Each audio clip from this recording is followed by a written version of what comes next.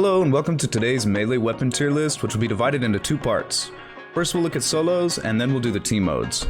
We'll start with the solos list, and the first weapon to rank is the dagger. This weapon has a lot going for it in solos, and will be taking the top spot in the best tier on this list. The dagger's attacks are fast and track extremely well, giving it strong tech chase, and the attack animations are very similar, making it hard to visually read. Its focus attacks lead into more guaranteed damage instead of resetting to neutral or having a weak mix-up to follow. Soul Jades like Pride's Fall and Assassin's Lunge can give tremendous value in solos, heavily punishing opponents for a single mistake. This weapon gives great protected mobility against grapples, and is the only weapon in the game that can charge its blue focus attacks from a crouch. It can easily deal with defensive skills and has the fastest scale rush. Just be very cautious using Soul Break after clashing because it's slow enough to easily parry on reaction. The dagger's neutral strength is unparalleled, and for top solo players, mastering this weapon is a key element to success. Next we have the dual blades going into the good tier. They can be very tricky to fight against due to an unreactable vertical chain finisher and the existence of cavalry bloom. The dual blades benefit from having the horizontal charge run to easily protect from grapple stagger, and it creates a situation where a reaction is forced from the opponent before attacks are thrown from the dual blades user. They can even make an opponent think they should go for a ranged attack at short distance, which is often dangerous against dual blades due to their strong attack tracking. These swords excel at jumping into a fight at the perfect time, but lack a high damage single attack burst, so defensive skills get high value out of interrupting a dual blade's focus attack since they won't take much damage before use. Greatsword will also be making its way into the good tier. This weapon used to be much more fearsome, but ever since the introduction of the pulse sword, the greatsword often seems underwhelming.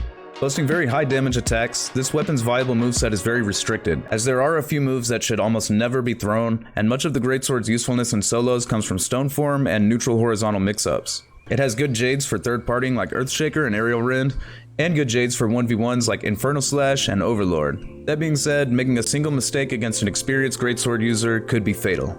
Hate to say it, but when compared to every other weapon in solo mode, the katana is objectively the worst one. While its charged focus attacks are basically unreactable, it lacks a high damage single attack burst, so defensive skills will always get high value when breaking katana damage.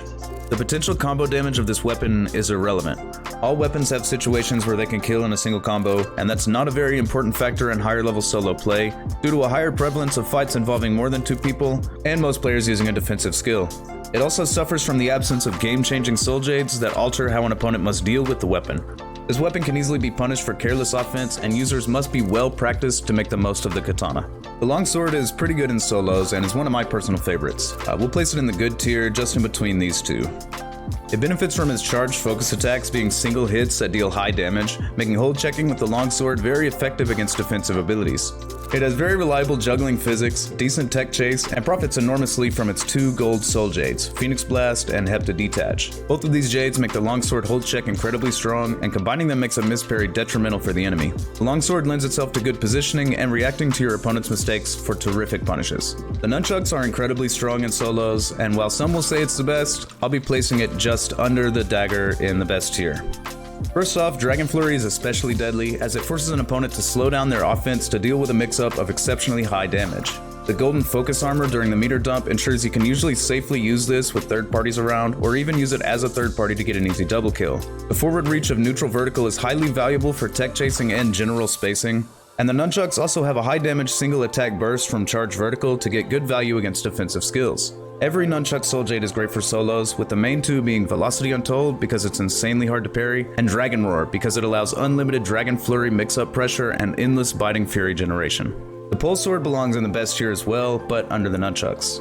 This heavy sword has a massive damage single attack burst with first stage charge vertical, and has access to a soul break type mix-up after clashing with stone form, a strong mind game in 1v1s.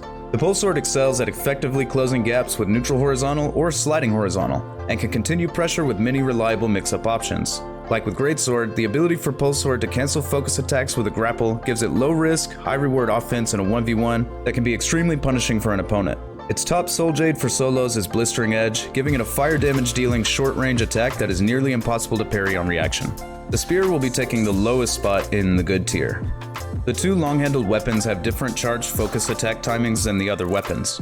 By design, the Dragon Slayer timing increases the strength of this weapon's ability to hold check by pressuring opponents into defending against the Dragon Slayer timing or risk taking a ton of damage. Spear players know this and won't throw too many Dragon Slayers, instead reserving that attack for moments when the enemy cannot do anything about it.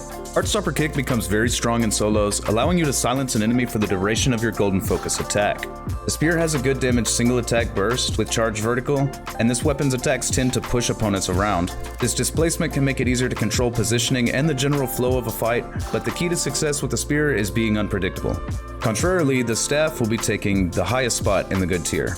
The Rising Cloud charge timing again increases the strength of this weapon's hold check, but the predictability problem still remains. A good Staff player knows their opponent will be looking for Rising Cloud and uses this to their advantage by throwing point 9s, which is releasing just before Focus Stage 1, or by overholding past Rising Cloud timing, and if the opponent parries on Rising Cloud, they are punished. But if they do not attempt to parry Rising Cloud, the pressure can simply be reset. Merciless Havoc is better in team modes than solos, but still good here because the attack can start while safely looking away from the enemies, then turn the ranged gold focus attacks right into the opposition. Jabbing is another good Jade, similar to Velocity Untold, where its strength comes from delivering high damage in a single lightning fast burst. Its ability to tech chase is strong due to its attacks tracking very well, and the Staff is one of the best weapons for running away due to its ability to continually lunge forward while immune to grapple stagger. I made a video on a grapple tech I found the day the Staff came out, but there's been plenty of times that I got away from someone at 1 HP that would have finished me off using my grapple tech, since it stops the displacement on the ending of Heaven Uproar and lets you continue dealing guaranteed damage, making it incredibly valuable in solos. So this completes our solos tier list, and now we'll move on to the duos and trios section, where we'll be ranking the weapons for team modes with some newly introduced factors influencing placements, since the flow of combat is so different between solos and team modes. First up, we have the biggest change in placement, as the dagger will be falling to the mid tier. This is largely due to its lack of range and CC. A lot of the weapons have a way to lock an enemy down for a few seconds, but the dagger doesn't really have this outside of the charged vertical, which is pretty short, and while the purple focus is nice, it doesn't quite compare to the golden focus some other weapons have, which is incredibly valuable in team modes since golden focus attacks will not clash with blue or purple focus. Dreadful Wail gains some strength in team modes, as well as Assassin's Lunge still being very strong. Overall, I think the dagger is largely overshadowed in team modes by weapons with longer reach and more hit stun. Dual blades will be in the good tier.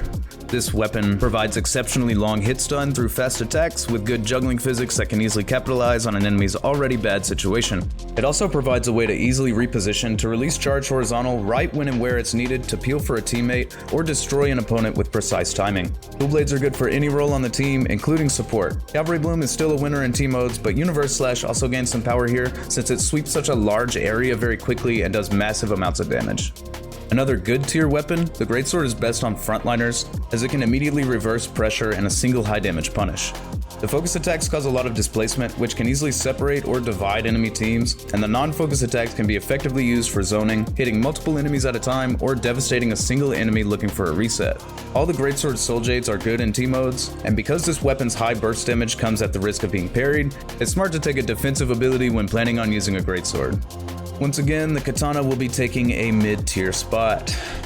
The unreactable charge blue focus attacks are nice, but Blink Strike doesn't displace the enemy or keep them locked down for very long at all, and the Katana doesn't get access to any purple or gold focus. It only begins to slightly displace enemies with its gold rarity weapon Soul Jades, Soul Slash, and Thunderstorm, and while these are decent Jades for the team modes, their attacks are highly telegraphed and they should be used carefully. The Katana falls short of providing the kind of versatility that the current meta demands. The Longsword is pretty nice in team modes, and we'll place it in the highest spot in the good tier. The ranged charge focus attacks can give tremendous value in team modes, especially for support characters who are usually further away from the front of the fight. It can easily hit multiple enemies at once, and becomes insanely strong in team modes when Hepta Detach comes into play. Hepta's attack is golden focus and locks a single enemy in an animation for an extended period of time. Not to mention, Blue Moon is actually usable in team modes, though it is pretty niche and a little risky. Without its Soul Jades, the Longsword lacks any purple or gold focus or extended lockdown, which is what's preventing it from making it into the best tier. The Nunchucks will again be taking their place in the best tier. This weapon benefits from built-in golden focus with Dragon Flurry, which is made even deadlier with the Dragon War Soul Jade. It's got a fairly strong hold check since opponents must respect the full charge vertical, and the charged horizontal focus attack can be turned away, making it safe for frontline pressuring. This weapon has great forward movement and can be utilized by any role on the team to peel or chase, and is dependable in almost all situations. There's not much more to be said about it. The Nunchucks are a great weapon choice for any game mode. I believe the Pulse Sword belongs in the good tier for team modes.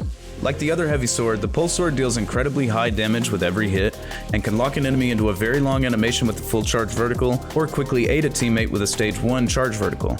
It is also effective at zoning with both focus and non-focus attacks, and its stone form is extremely threatening and versatile, making this weapon highly effective for both damage and support roles. The Overcomer is amazing in team modes, and Blistering Edge remains strong as well. At this point, we can all admit that the pulse sword is really just a better greatsword.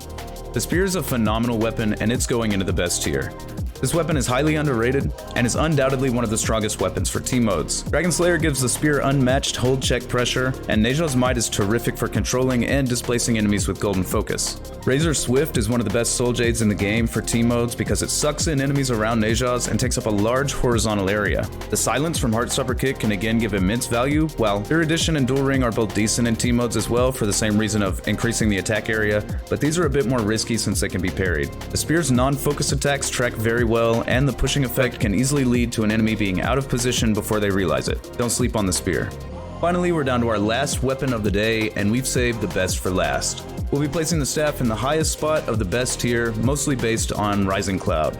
The long-handled weapon hold check, plus its displacement on regular attacks, and built-in purple focus on charge vertical and gold focus with Heaven Uproar make it exceptionally fearsome in team modes. To top it all off, the staff has one of the best soul jades for team modes, that being Merciless Havoc.